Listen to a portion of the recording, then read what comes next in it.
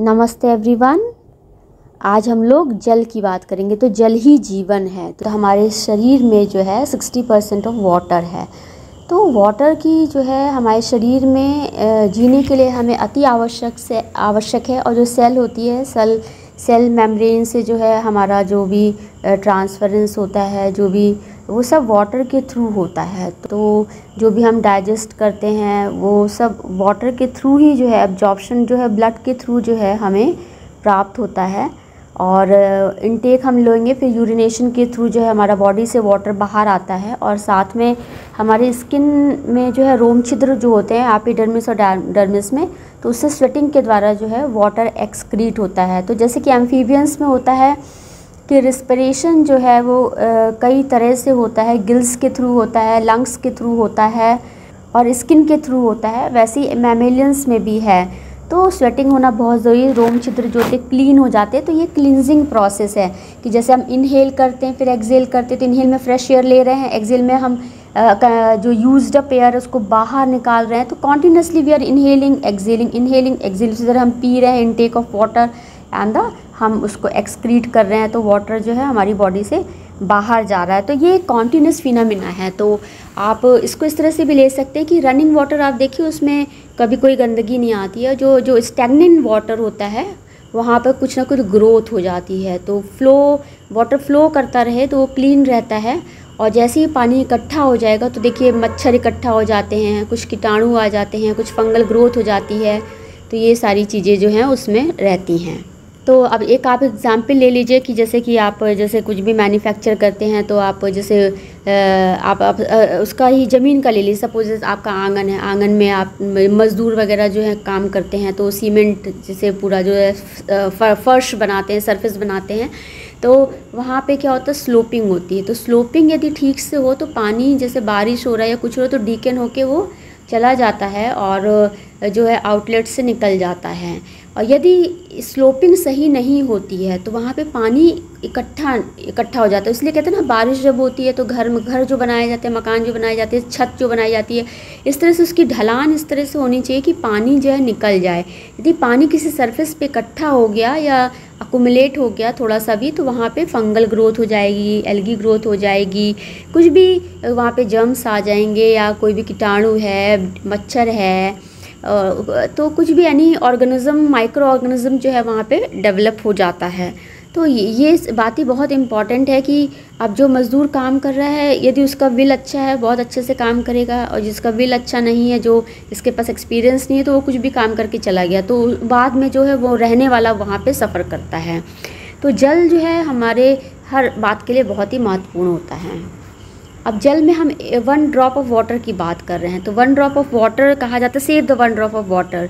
But मुझे लगता है कि जब भी हम क्लीनिंग प्रोसेस कर रहे हैं, सिंक में पानी चला रहे हैं या कहीं भी हम क्लीनिंग का काम कर रहे हैं, जब भी हम टैप ऑन करते हैं, नल हम चलाते हैं तो पानी थोड़ा सा बह जाने देते हैं तो उससे नालियाँ भी साफ़ रहती हैं। तो क्या होता है कि अब जो भी डिपोजिशन हो जाता है वॉल में, अब कुछ भी गंदा जा रहा है, ऑयल है, घी है, जो भी गंदा मटेरियल है, तो अच्छा है कि वो पानी थोड़ा सा एक्स्ट्रा वाटर हम उसको डाल दें तो उससे जो होता है नाली जो है बिल्कुल क्लीन रहती, साफ़ रहती। देखिए कभी कभी ब्लॉक हो जाती है नाली तो क्या होता है, पानी खूब अच्छे से रन कराते हैं तो जितना भी गंदा मैटर होता है वो सब निकल जाता है। तो मुझे लगता है थोड़ा एक्स्ट्रा वाटर भी फ्लो होना चाहिए, इसीलिए तो ठीक रहता है। तो अब वही बात है, फिनिश की बात होती है। अब देखिए कोई फर्नीचर का एग्जांपल ले लीजिए आप, तो जो मैनुअली करते हैं तो उसमें बहुत एक्सपर्ट है तो बहुत अच्छा वुडन तो फिनिश्ड जो चीज़ें होती है उसकी कॉस्ट ज़्यादा होती है। और जैसे कुछ हाथ से जो मैनुअली बनाते हैं उसमें फिनिशिंग ज़्यादा नहीं होती है तो वो इतना लाइफ टाइम चलता भी नहीं है, 1-2 साल में ख़राब हो जाएगा। तो इस तरह से होता है। तो एक्स्ट्रा वाटर जो है रन कराना चाहिए, इतना सेव करने की भी आवश्यकता नहीं है। बहुत ही कम भी यूज़ मत करिए, बहुत ही एक्स्ट्रा बाय द वे थोड़ा सा एक्स्ट्रा चला गया तो ये it is good, not a bad.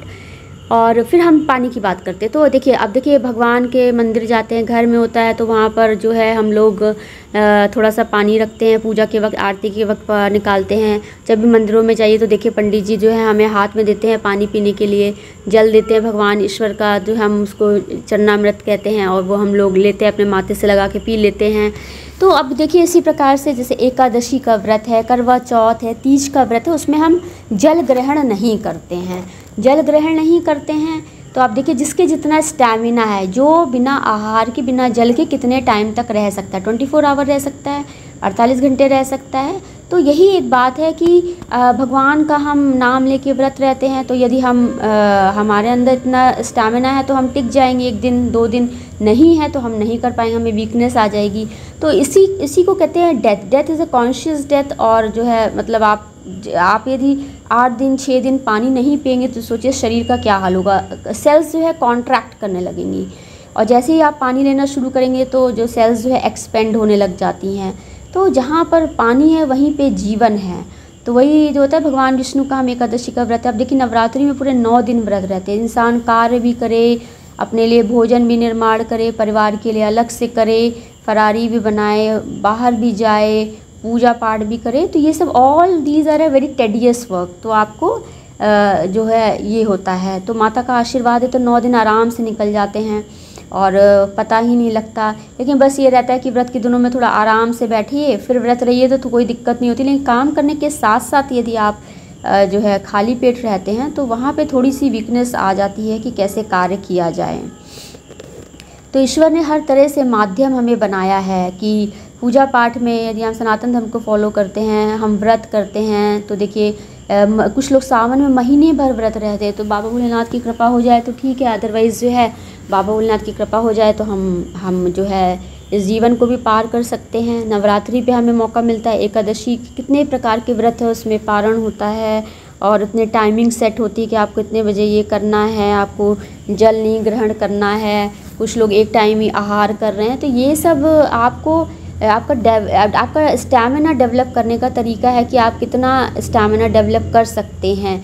फिर से वही बात है कि किसी इंसान को मैंने देखा है रोड पे बहुत सारे गरीबों को देखा। एक बार मैंने देखा, मैं जा रही थी, एक लेडी वहाँ पे थी, एक छोटे बच्चे के साथ, एक गंदी सी बॉटल थी प्लास्टिक की, उसमें पानी ली हुई थी, उसी से कुल्ली कर रही थी। सुबह ब्रश भी नहीं, मंजन भी नहीं। मैं कही ये कैसे नहाएगी, कैसे क्या करेगी, बच्चा पड़ा हुआ है और इतना सा पानी उसके पास बॉटल है। तो वो सब देख के जो है ना मेरा माइंड बहुत अपसेट हो जा रहा था, और मुझे लग रहा था एक्चुअली है क्या ये, क्या क्यों ये यहाँ पे इस तरह से ऐसा क्या हुआ। फिर मैं गई थी, मैंने उसको आटा दिया, काफ़ी सामान, सोप वगैरह दिया, सब काफ़ी सामान लेके मैं गई। अनाज जो भी मेरे घर पे था मैं थोड़ा एक पैकेट लेके मैंने उसको जाके दिया था जाके, क्योंकि मैं उधर से निकलती थी तो वो मुझे दिखती थी वहाँ पे।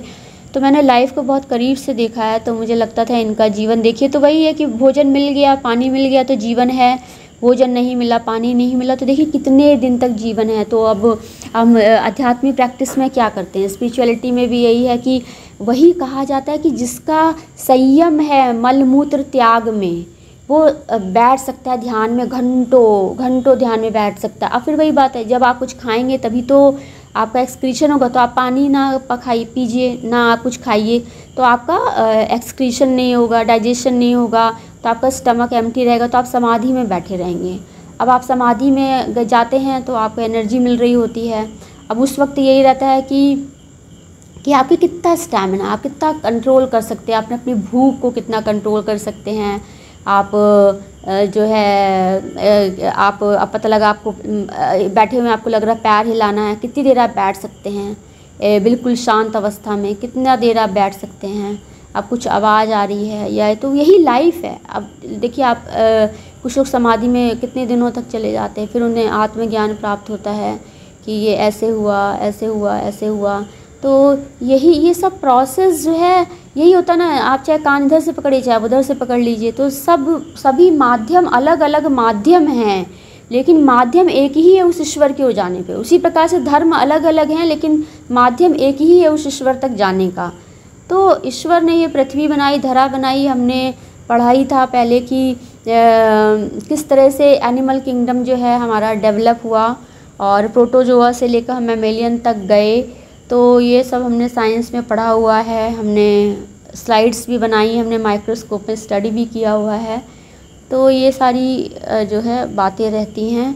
तो जल ही जीवन है और हमें इस जल को सेव करना। अब आजकल तो सब रिसाइकिल हो रहा है, सारी चीज़ें रिसाइकिल होती रहती हैं।